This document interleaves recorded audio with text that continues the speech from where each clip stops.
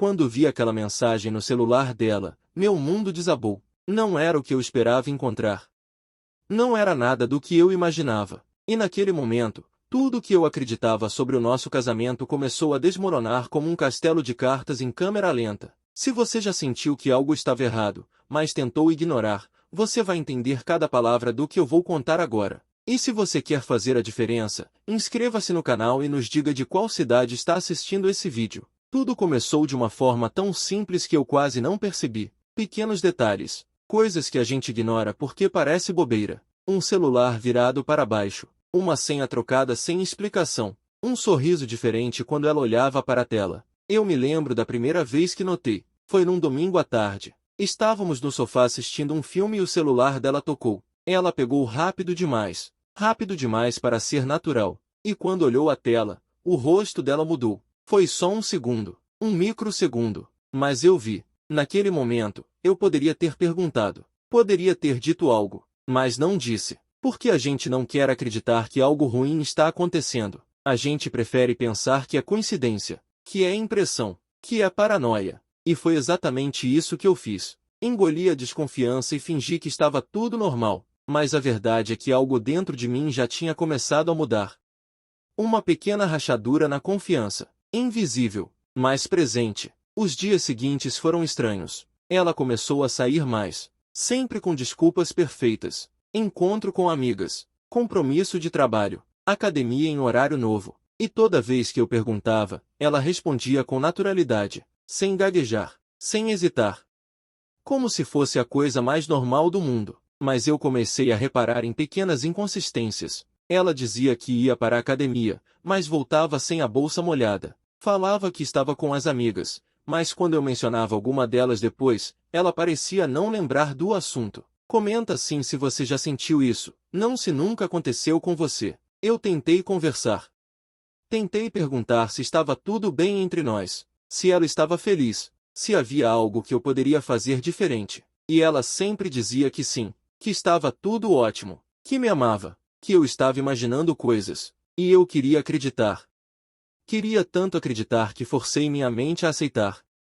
Mas o corpo não mente. Eu comecei a ter insônia. Acordava no meio da noite e olhava para ela dormindo ao meu lado, me perguntando quem era aquela pessoa. A mulher com quem eu dividia a vida. A mulher que eu jurei amar para sempre. Será que eu realmente a conhecia? Foi então que percebi algo ainda mais perturbador. Ela começou a mudar fisicamente. Não de um jeito drástico, mas de um jeito sutil. Roupas novas. Perfume diferente. Maquiagem mais caprichada. Cabelo arrumado mesmo para ir ao mercado. E quando eu elogiava, ela desviava o olhar. Como se o elogio não fosse para ela. Como se ela estivesse se arrumando para outra pessoa, para outros olhos. E essa sensação me corroía por dentro. Eu comecei a prestar atenção em tudo. Nos horários, nos lugares, nas palavras. Virei um detetive na minha própria casa. E quanto mais eu observava, mais coisas estranhas eu encontrava. Mensagens apagadas. Histórico de ligações limpo. Redes sociais sem rastros. Era como se ela estivesse vivendo duas vidas. E eu só tinha acesso a uma delas. A versão editada. A versão que ela queria que eu visse. Uma noite, eu estava no banheiro e ouvi o celular dela vibrando na sala. Era tarde. Quase meia-noite. Quem mandaria mensagem àquela hora? Caminhei devagar até a porta. Espiei pelo corredor.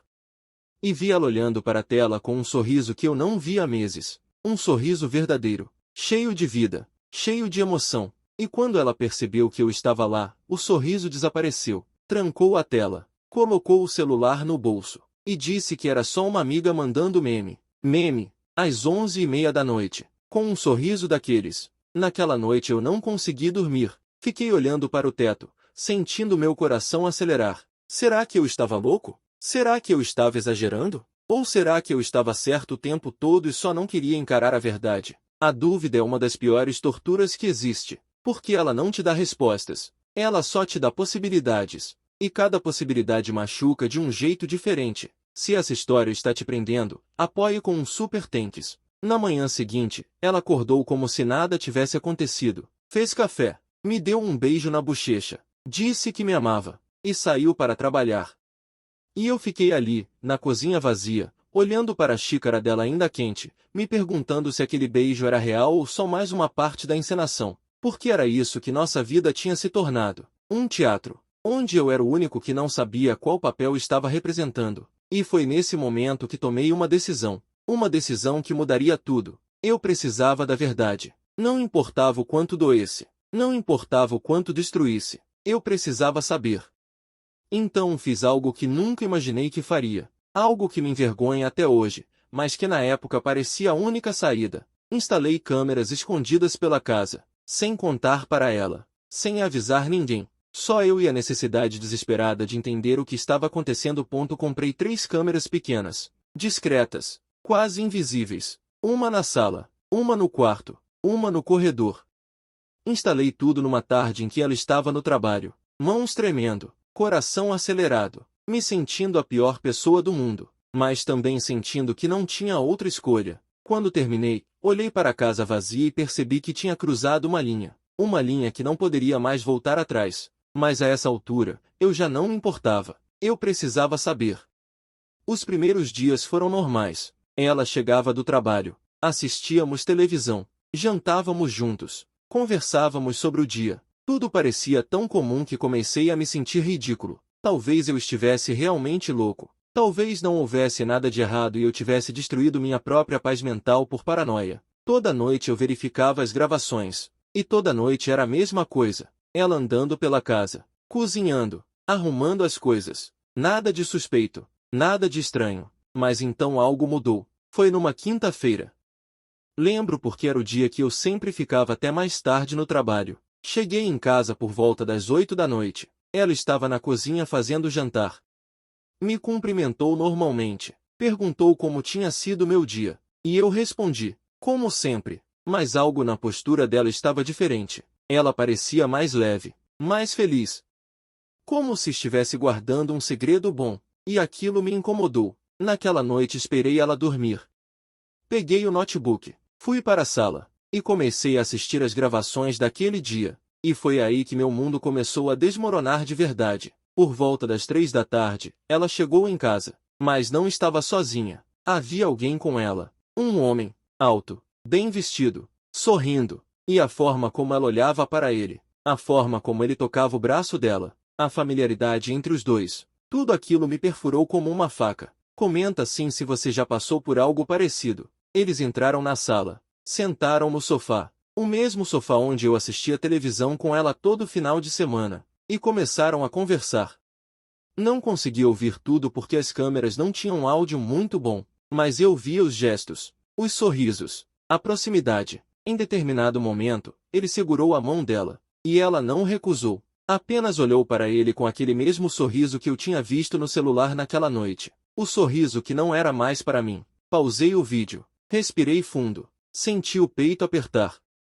Será que eu queria continuar assistindo? Será que eu estava pronto para ver o que vinha a seguir? Mas ao mesmo tempo, como poderia parar agora? Eu já tinha visto demais, já sabia demais. Então voltei o vídeo, e continuei. Eles ficaram conversando por quase 1 hora, rindo, tocando um no outro de forma casual, mas íntima, como duas pessoas que se conhecem bem, como duas pessoas que têm história. E então ele se levantou, disse algo que eu não consegui entender. E foi embora. Ela o acompanhou até a porta. Ficaram ali por alguns segundos. Ele inclinou o rosto, e eles se beijaram. Não foi um beijo rápido. Não foi um beijo de despedida entre amigos. Foi um beijo longo, profundo, cheio de significado. Fechei o notebook. Fiquei ali sentado no escuro da sala, ouvindo o silêncio da casa, ouvindo minha própria respiração irregular. Tentando processar o que eu tinha acabado de ver. Tentando entender como aquilo tinha acontecido. Como a mulher que eu amava, a mulher com quem eu tinha construído uma vida, estava beijando outro homem dentro da nossa casa, no nosso sofá, na nossa sala. Se esse detalhe fez sentido para você, deixe um like. Subi para o quarto. Ela estava dormindo, virada para o lado dela, respiração tranquila, como se nada tivesse acontecido, como se ela não tivesse acabado de destruir tudo que tínhamos juntos. Fiquei ali na porta olhando para ela, sentindo uma mistura de raiva, dor, tristeza e confusão. Queria acordá-la, queria gritar. Queria perguntar por quê, mas não fiz nada. Apenas deitei do meu lado da cama, e fiquei olhando para o teto até o sol nascer. No dia seguinte ela acordou normal, me deu bom dia, fez café, perguntou se eu tinha dormido bem, e eu menti. Disse que sim, porque eu ainda não sabia o que fazer. Ainda não sabia como confrontá-la, e parte de mim ainda tinha esperança de que houvesse uma explicação, de que talvez aquilo não fosse o que parecia. De que eu estivesse interpretando errado, mas eu não estava interpretando errado. Continuei assistindo às gravações, e descobri que aquele não tinha sido o primeiro encontro. Eles se viam há semanas, sempre nas quintas-feiras, sempre no mesmo horário, sempre quando ele sabia que eu não estaria em casa. Era tudo muito calculado, muito planejado, e isso machucava ainda mais, porque não era um erro, não era um momento de fraqueza, era uma escolha repetida, uma escolha consciente. Eu comecei a mudar. Comecei a ficar mais distante, mais quieto. Ela percebeu, perguntou o que estava acontecendo, se eu estava bem, se tinha algo errado. E eu disse que era só trabalho, que estava estressado. Mais mentiras, porque a verdade era grande demais, pesada demais, e eu ainda não estava pronto para enfrentá-la. Mas a verdade tem um jeito de não deixar você em paz. Ela volta, insiste, te cutuca, até que você não tem mais como ignorar. E foi exatamente o que aconteceu. Foi numa segunda-feira, dia comum, nada de especial. Acordei, tomei café, fui trabalhar. Mas aquele dia seria diferente de todos os outros, porque aquele seria o dia em que eu finalmente teria que tomar uma decisão, continuar fingindo que não sabia de nada ou confrontar a realidade de frente. E a realidade era que minha esposa estava tendo um caso, dentro da minha casa, com outro homem, e eu tinha todas as provas. Durante a semana, assisti todas as gravações de novo, cada encontro, cada conversa, cada momento íntimo que eles compartilhavam no meu sofá, e a cada vídeo, meu coração se partia um pouco mais, mas também se enchia de uma raiva fria, calculada, porque não era só sobre a traição física, era sobre todas as mentiras, sobre cada vez que ela olhou nos meus olhos e disse que me amava, sobre cada vez que me fez sentir culpado por desconfiar, sobre cada vez que me fez acreditar que eu estava louco. Decidi que na quinta-feira seguinte eu não iria trabalhar. Ia ficar em casa, escondido, esperando, porque eu precisava ver com meus próprios olhos, não através de uma câmera, não através de uma tela. Eu precisava estar lá, sentir, testemunhar. Para que não houvesse dúvida nenhuma, para que eu não pudesse me enganar dizendo que talvez as câmeras tivessem captado algo errado. Então foi isso que fiz. Na quinta de manhã, fingi que ia trabalhar. Peguei as chaves, dei tchau, entrei no carro, mas não fui embora. Dei a volta no quarteirão, estacionei 3 casas abaixo, e voltei caminhando pela lateral da casa. Entrei pela porta dos fundos, subi pro quarto de hóspedes, fechei a porta, e esperei. As horas passaram devagar. Muito devagar. Cada minuto parecia uma eternidade. Meu coração batia tão forte que eu tinha certeza de que alguém ia ouvir. Minhas mãos suavam, minha respiração estava irregular. E minha mente não parava de repetir a mesma coisa. Será que eu quero isso? Será que eu quero ver? Será que eu não deveria simplesmente ir embora e nunca mais voltar? Mas eu fiquei. Por volta das 3 da tarde ouvi a porta da frente se abrir. Passos, vozes, risadas. E então reconheci a voz dele. O homem das gravações. O homem que tinha destruído meu casamento sem nem ao menos me conhecer.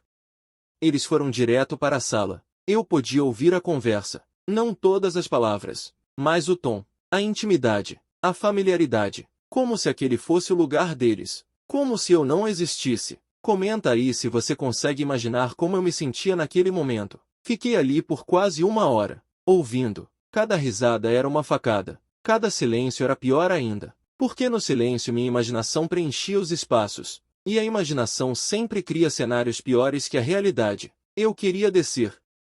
Queria gritar. Queria confrontar os dois ali mesmo, mas meu corpo não obedecia. Eu estava paralisado, entre a raiva e a dor.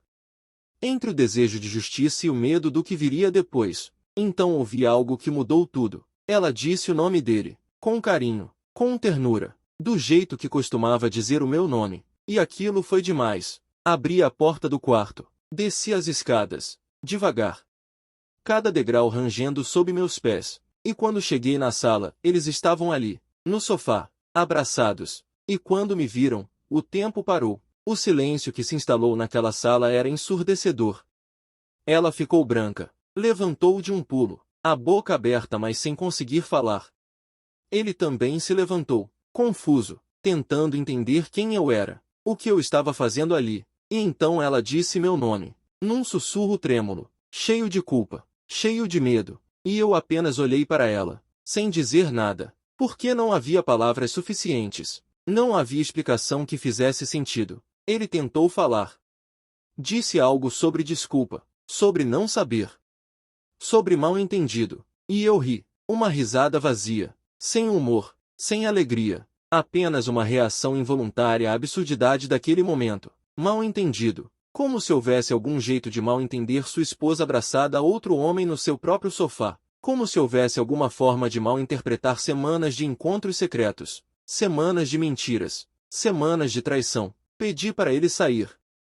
Não gritei, não ameacei, apenas pedi, com uma calma que nem eu sabia que tinha. E ele saiu, rápido, sem olhar para trás, deixando apenas eu e ela naquela sala que de repente parecia enorme, e vazia, e fria. Ela tentou explicar. Tentou justificar. Disse que não era o que eu estava pensando, que eles eram só amigos, que nada tinha acontecido. E eu perguntei se ela achava mesmo que eu ia acreditar nisso, se ela realmente me achava tão idiota assim. E foi quando ela percebeu que eu sabia de tudo, há semanas. E o rosto dela mudou, da negação para o choque, do choque para o desespero. Se você está acompanhando até aqui, deixa um like para apoiar.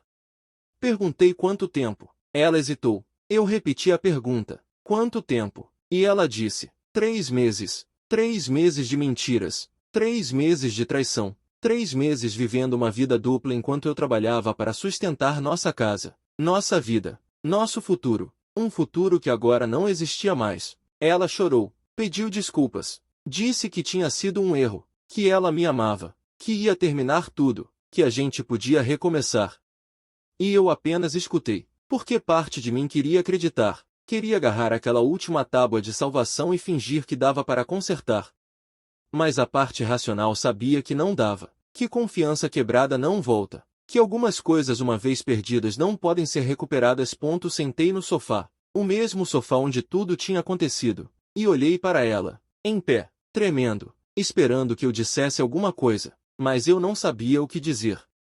Porque não havia palavras para descrever aquela mistura de sentimentos: raiva, tristeza, decepção, alívio. Sim, alívio também. Porque finalmente eu não estava mais louco. Finalmente eu sabia que minhas suspeitas eram reais, que meu instinto estava certo o tempo todo. Perguntei se ela o amava. Ela hesitou, e aquela hesitação me disse tudo. Disse que não sabia, que estava confusa, que tinha começado como uma amizade e foi evoluindo, que ela não tinha planejado, que tinha acontecido, como se traição fosse algo que simplesmente acontece, como se não houvesse escolha, como se não houvesse consequência. Perguntei se ela ainda me amava, e dessa vez ela respondeu rápido. Disse que sim, que sempre me amou, que eu era o homem da vida dela, e eu queria acreditar. Queria tanto acreditar que aquelas palavras eram verdadeiras. Mas como confiar em alguém que mentiu por 3 meses seguidos? Como acreditar em palavras quando as ações dizem o contrário? Ela se aproximou, tentou tocar minha mão, e eu me afastei, não porque não quisesse, mas porque se eu deixasse ela me tocar naquele momento, eu ia ceder. Ia perdoar. Ia tentar reconstruir algo que já estava destruído. E eu sabia que não era isso que eu precisava. Não naquele momento. Talvez nunca. Comenta sim se você entende o que eu estava sentindo. Pedi que ela saísse. Ela perguntou para onde. Eu disse que não me importava. Que fosse para a casa da mãe dela, para a casa de alguma amiga, para o hotel, para onde ela quisesse. Mas que não ficasse ali, que eu precisava de tempo, de espaço, de silêncio. Ela tentou argumentar. Disse que a casa era dela também, que ela tinha direito de ficar. E ela estava certa, mas naquele momento eu não conseguia pensar em direitos, só conseguia pensar em sobrevivência. Ela fez uma mala, pequena, com roupas para alguns dias, e antes de sair, parou na porta, olhou para mim uma última vez, e disse que me amava. Que ia esperar eu estar pronto para conversar. que não ia desistir de nós. E então saiu, deixando apenas o som da porta se fechando, e o silêncio ensurdecedor da casa vazia. Fiquei ali sentado por horas, sem me mexer, sem pensar, apenas sentindo a dor, a raiva, a solidão, e pela primeira vez em 3 meses, chorei. Não um choro contido, não lágrimas silenciosas, mas um choro profundo, visceral, que vinha lá de dentro, de um lugar que eu nem sabia que existia. Chorei pela confiança perdida, pelo futuro destruído, pela versão de mim que nunca mais ia voltar. Os dias seguintes foram um borrão. Eu ia trabalhar, voltava para casa, e ficava ali, sozinho, vendo as câmeras ainda instaladas, os registros ainda salvos, e me perguntando o que fazer agora. Porque ninguém te prepara para esse momento. Ninguém te ensina como reconstruir uma vida depois que ela desmorona. Você simplesmente tem que descobrir sozinho. Um dia de cada vez, um passo de cada vez. Ela mandava mensagens, todos os dias, perguntando se eu estava bem, se precisava de alguma coisa, se podia passar lá para conversar. E eu respondia com monossílabos, não porque fosse cruel, mas porque não tinha energia para mais do que isso, porque toda palavra custava muito, todo pensamento doía demais. Se você está sentindo algo com essa história, deixa um super thanks. Meus amigos perceberam que algo estava errado, perguntaram, e eu contei. Alguns ficaram do meu lado incondicionalmente, outros tentaram ser imparciais. Disseram que casamento é difícil, que às vezes as pessoas erram, que eu devia pensar bem antes de tomar qualquer decisão. E eu entendia, eu realmente entendia, mas eles não estavam no meu lugar, eles não tinham visto o que eu vi, não tinham sentido o que eu senti. Uma semana depois ela pediu para conversarmos, disse que precisava me explicar direito, que eu merecia entender. E eu concordei, não porque quisesse ouvir explicações, mas porque eu precisava de respostas. Precisava entender como tínhamos chegado ali, como algo que era tão bom tinha se transformado nisso. Nos encontramos num café, neutro, público, seguro. Ela chegou com os olhos inchados, rosto pálido, e pela primeira vez em semanas, senti algo além de raiva. Senti pena, não dela, mas de nós, do que tínhamos sido, do que nunca mais seríamos. Ela começou a falar. Disse que tinha se sentido sozinha, que eu estava sempre trabalhando, sempre cansado, sempre distante, que ela tinha tentado conversar mas eu não ouvia, que ele apareceu num momento vulnerável, que ele a fazia sentir vista, importante, desejada, e eu ouvi tudo, sem interromper. Porque parte daquilo era verdade. Eu tinha estado distante, tinha priorizado o trabalho, tinha ignorado os sinais, mas isso não justificava, nunca ia justificar. Porque ela tinha escolhas, podia ter conversado mais, podia ter insistido, podia ter proposto terapia de casal, podia ter terminado comigo antes de começar com outra pessoa, mas ela não fez nada disso. Ela escolheu o caminho mais fácil, e agora tinha que lidar com as consequências. Perguntei o que ela queria. Ela disse que queria voltar, que queria reconstruir, que faria qualquer coisa, terapia, transparência total, tempo, o que eu precisasse. E eu acreditei que ela estava sendo sincera. Acreditei que ela realmente queria tentar. Mas sinceridade não apaga o passado. Não restaura a confiança quebrada. Não cura feridas profundas. Disse que precisava de mais tempo. Que não sabia se conseguia. Que não sabia se queria. E ela aceitou. Com lágrimas nos olhos. Com voz trêmula. Mas aceitou. Porque não havia outra opção. Passei as semanas seguintes em terapia. Sozinho. Tentando entender não só o que ela tinha feito, mas o que eu tinha deixado de fazer. Porque a verdade é que relacionamentos não acabam de repente. Eles vão se desgastando aos poucos, com pequenas negligências, com palavras não ditas, com momentos não vividos. E eu tinha minha parcela de culpa nisso, não na traição. Essa escolha foi só dela, mas na distância que tinha se criado entre nós. A terapeuta me ajudou a entender que perdão não significa esquecer. Não significa aceitar.